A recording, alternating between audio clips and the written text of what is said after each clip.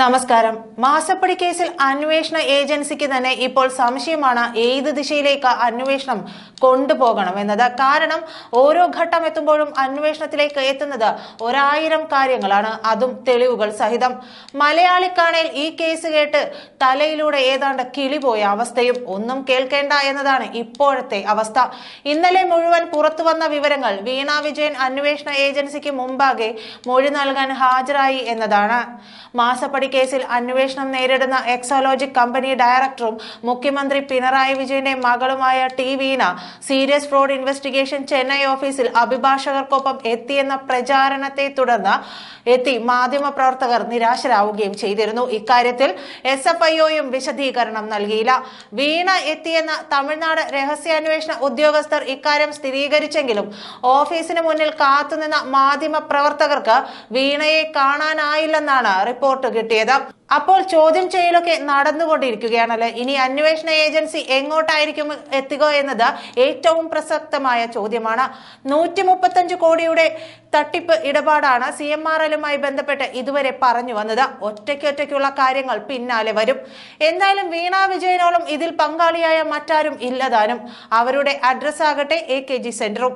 അപ്പോൾ സത്യത്തിൽ AKG centre എന്തായി എന്ന് ചോദിച്ചാൽ തട്ടിപ്പു കേന്ദ്രം എന്നാകും ഉത്തരം. തട്ടിപ്പുകാരെല്ലാം അകത്തുമാകും. തട്ടിപ്പു കേന്ദ്രത്തിൽ റെയ്ഡും നടക്കും.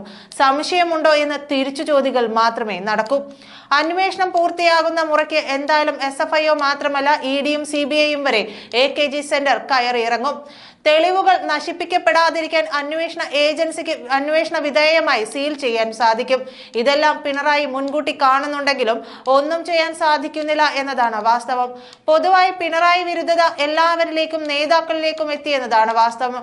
ഇനി AKG സെന്റർ സീൽ ചെയ്യുക കൂടി ചെയ്താൽ പിണറായിക്കെതിരെയുള്ള വിരുദ്ധ വികാരം ആളിക്കത്തുകയും സ്വന്തം പാർട്ടിക്കാർ തന്നെ പിണറായിക്കെതിരെ സമരം നടത്താൻ അനൌദ്യോഗിക തീരുമാനമാകുകയും ചെയ്തിട്ടുണ്ട്.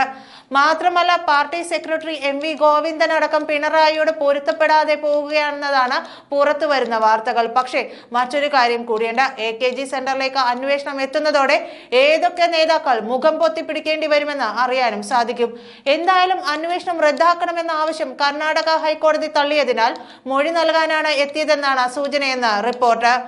SFIOയ്ക്ക് ദക്ഷിണേന്ത്യയിൽ ചെന്നൈയിൽ മാത്രമാണ് ഓഫീസ് ഉള്ളത്.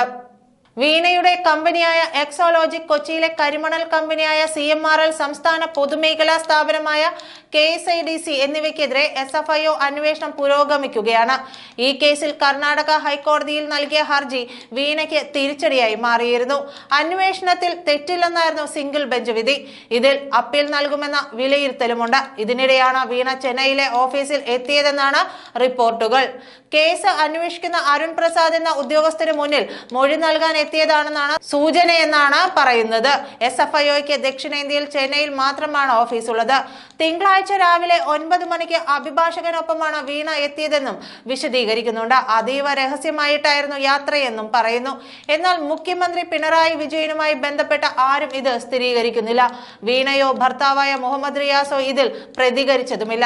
വീണയുടെ കമ്പനിയായ എക്സോലോജിക്, കൊച്ചിയിലെ കരിമണൽ കമ്പനിയായ CMRLൽ ഓഹരി പങ്കാളിത്തമുള്ള സംസ്ഥാന പൊതുമേഖലാ സ്ഥാപനമായ KSIDC എന്നിവയ്ക്കെതിരെ SFIO അന്വേഷണം നടക്കുന്നുണ്ട്.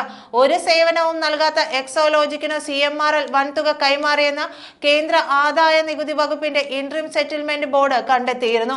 CMRLും എക്സോലോജിക്കും തമ്മിൽ നടത്തിയ പണമിടപാട് കള്ളപ്പണം വെളുപ്പിക്കൽ നിരോധന നിയമത്തിന്റെയും അഴിമതി നിരോധന നിയമത്തിന്റെയും പരിധിയിൽ വരുന്ന കുറ്റകൃത്യമാണെന്നാണ് രജിസ്ട്രാർ ഓഫ് കമ്പനീസിന്റെ കണ്ടെത്തൽ. നന്ദി.